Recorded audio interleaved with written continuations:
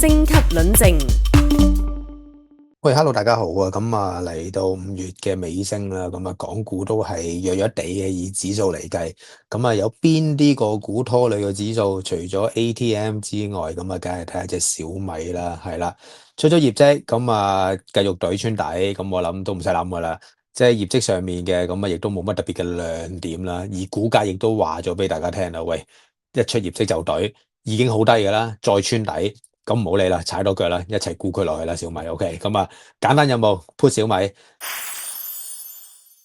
咁啊升展，咁啊哇嗰隻加速 put 啦，大家都應該耳熟能詳嘅，23002啊，已經去到價內啦，真係唔好意思，行使價29個8毫6嘅，咁唔緊要，雖然價內，但係講緊實際槓桿都仲有6倍嘅，點解咧？因為佢比較短身，7月底左右到期2個月唔夠嘅時間，不過呢啲我哋叫貼價啦或者價內啦，咁其實個槓桿都做得好嘅，咁亦都可以坐得到嘅，因為始終係價內啦。咁同埋你話價位唔算太貴嘅2.7毫7仙半啦，只要跟足嘅話，其實都係一個好好嘅操作嘅工具嚟嘅。係啦，一於 put 爆小米啦。